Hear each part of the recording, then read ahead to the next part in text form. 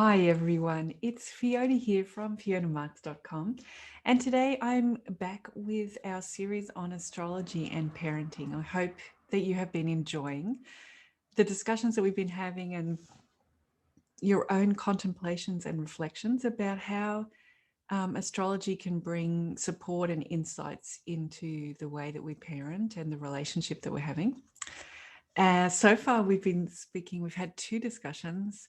The first was on parenting styles. And then the second topic we had was about how one may expect to have a certain relationship with one's children. And yet the reality can be quite different and will certainly be unique to you. And we're talking about how the astrology can indicate that and what might be linked or associated with each other. And for this third topic, I wanted to talk about uh, whether we can see temper tantrums or behavioral problems, whether astrology can shed any light on those. So for the moment, I'm talking about the right side of your screen, the sort of blue presentation. On the left, I have some notes that I'll expand as we talk about them. But I'm wondering whether you've noticed as a parent this question of nature versus nurture. And did you grow up like me thinking that nurture was really important, that everything that is involved in a child's environment is what builds that child and makes them who they are? And did you actually find that perhaps there's more nature than you thought? And I think all of us, when we have children, we realize that they really come with their own stuff, their own personalities, their own way of approaching life. And as parents, we do our best to mentor them and guide them and give them resources and help them unpack the experiences that they're having. But you very much see that some of their personalities, some of the way they're going to interact with life is coming naturally from inside of them. And I think those who have more than one child see that as well, that, your different children approach life very differently. And so then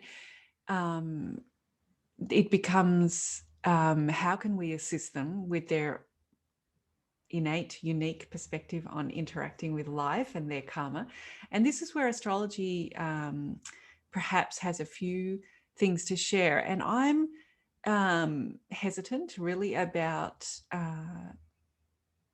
analyzing my child's chart, certainly my own child's chart. I feel like I don't want to box her into a perception of herself that's based on some external thing. So I don't really analyze her chart. But I think that these insights from astrology can apply regardless of whether we actually know the specifics of our child's chart. It just helps us to understand what might be happening inside that complex world that your baby and young child is going through, because often you can see these things pretty much even before they can speak, or very early on you see their preferences and their approaches to things. So in astrology there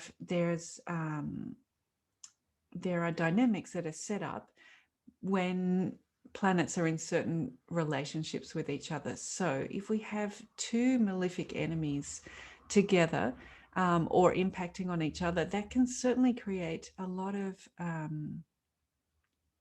toughness and harshness in the experience that the person's having.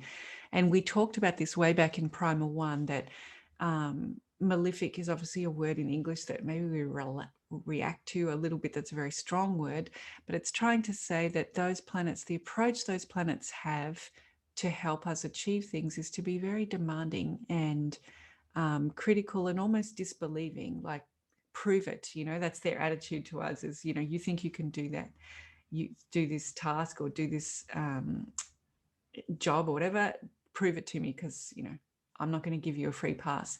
So when you get two of those together, that energy rubbing up against each other can create quite some discomfort and dis-ease inside the person.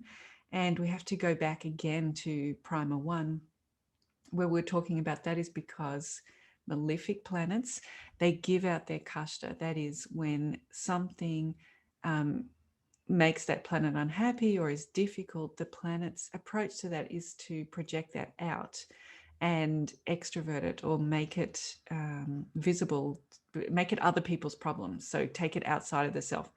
So when you can imagine if you have two of those doing that to each other, um, then we get a strong reaction on both sides.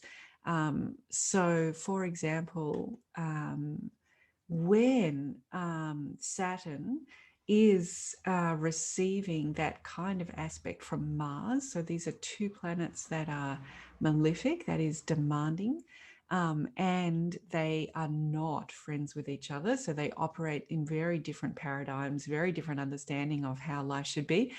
And when Mars puts that aspect on to Saturn, the person experiences extreme time pressure because Saturn is the slowest planet in the solar system that we see with our naked eye. And just takes a lot of time. Like if you think about how long it takes for one revolution of Saturn around the chart, around the chart or around the sun, it's it's in the ballpark of that 30 kind of years, somewhere up 29 something, that kind of timeline. And Mars goes around the sun or around your chart around about every year and a half, so very different scales of time. Saturn just takes time um, to get things done, to integrate things, to digest things. And with Mars, this hot, fiery planet of action, the warrior wants to nip things in the bud, wants to deal with things straight away before they become a problem. Obviously, this is like chalk and cheese. These things don't mix. So now we get to flip over to the left side of the screen. If we have a look at Saturn being starved by Mars, Saturn is about our lack. Mars is the noble engineer. This combination causes a person to be acutely aware of what needs to be fixed or what needs to be better. So just a real awareness of where they need to improve. And either the person can feel like they're so flawed that they never catch up, or the person feels very pressured by time. The person can impose their obsession on fixing things on others or meddling in other people's business and pointing out their lack. So this combination kind of unbalances and brings out the worst in both of these two planets. And you may see that in your child, including very young children, that if any kind of pressure is put on them, we get this explosive reaction back and just a whole lot of pressure, a whole lot of unhappiness about how much weight is on their shoulders and how much has to be done. So perhaps you're seeing that in your own children's experience with life, even though it's not related to the family environment or the school environment or the home environment. This is something that's in the chemistry of the child. And I think astrology can help us be compassionate to that and help the person. This is obviously going to be a lifetime habit. A natural place for them to go is to feel this sense that they always need to improve and that they'll never be good enough. And we can help from as early as possible to bring in those tools of, stepping back and being objective and taking the breath and, seeing what's really going on. So it helps us know what strategies are going to work well for that child. And also to accept their reality, whereas we might spend all the time going, no, that's not happening, it's not happening, and denying that they're experiencing that pressure, when clearly inside themselves, regardless of the external environment, they are experiencing that. Okay, and then if we get the Sun and Saturn, they're also malefics. They don't get on with each other. So this works both ways.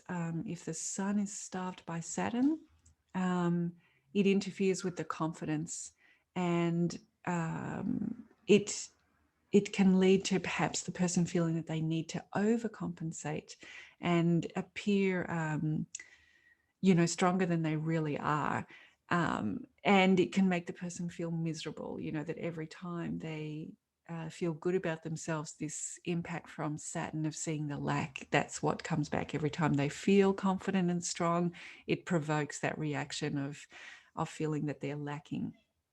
So that can impact on self-confidence, but it works the other way as well. When Saturn is being starred by the sun, we can see that the person identifies with their own flaws, and that authority figures are going to point out their weaknesses. It'd be like they've got a bit of a target on their back. They feel like they might not be able to endure the suffering. They complain about it and feel victimized. And in this one, they can also overcompensate, trying to create some facade of greatness. So I think this is also very important to add into the mix when, children's confidence, their self-perception is really important. We can notice maybe where this energetic pattern in their birth chart is leading them to fall into that hole, and help them either with getting those critical authority figures off their back, or getting that innate sense of lack, that every time they feel confident, they also become aware of what they can't do. So it gives us ways to tweak our strategies to deal with and improve confidence, and once again help with objectivity. And I think this is where astrology is helpful, is we get to see these things written down on paper, or see the shapes of the planets and the distance they are from each other and what's causing this. And it makes it something on a piece of paper, not something mysterious or opaque that's happening inside of us.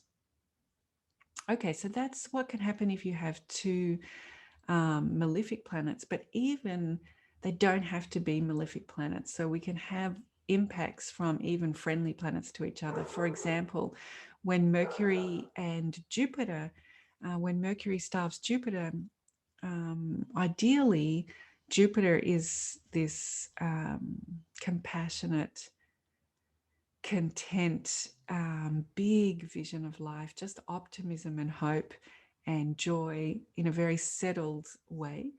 But when Mercury is in a particular position from Jupiter, it can lead us to doubt that we have all the information, because Mercury is really a great researcher and really into detail.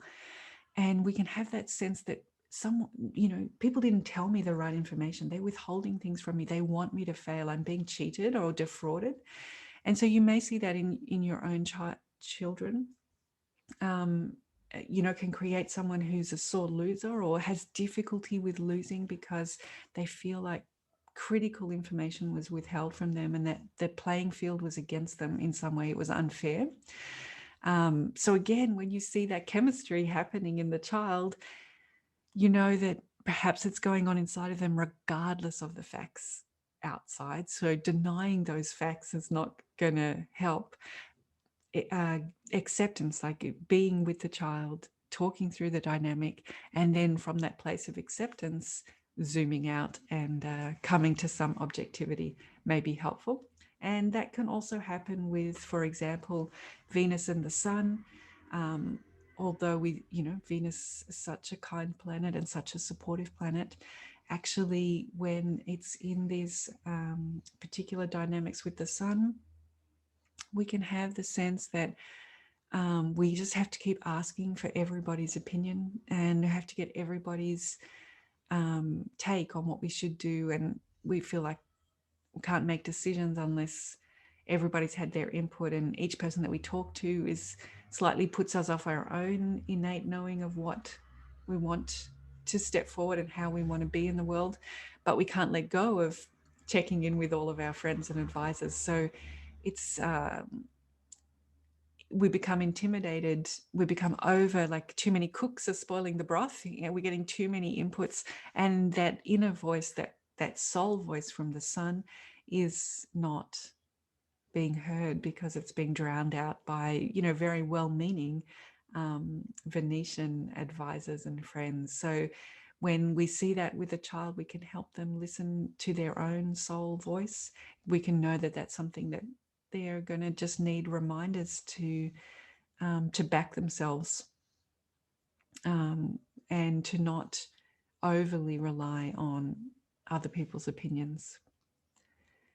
And another classic, there are many, these combinations depends on your chart, but another classic one is when Mercury is starving Mars. That Mars is, as we were speaking about at the very beginning, it's our impulse to deal with problems on an instinctive level, where we kind of have to act even before we maybe have thought it through. We just know this is the right thing to do. And Mercury really slows that process down and gets us to look at it from both viewpoints and think about really what will the consequences be. And this can mean that the person is always stifling their own impulse and doesn't take action at the right time because they're thinking of the what ifs. Now, of course, that can actually be very helpful if the Mars is overactive and the person is really impulsive. We might want to build in some Mercury time there. But this is sort of stating someone who really loses confidence in their own instinct because they think too much. And you may see, that you have one child like that. You might have one child who's very impulsive, and you might have another child who is actually, so aware of consequences and so aware of what possible scenarios and thinking about it as constantly in the head, maybe with anxieties or fears about what could happen, and doesn't actually take action. So it helps us to expose that child to the experience they're having, because we can see it from the outside, and help them unpick it a bit and find that inner Martian instinct voice that they have. So here are some thoughts about how astrology is perhaps impacting on children's behavior without digging into their chart or knowing their birth time.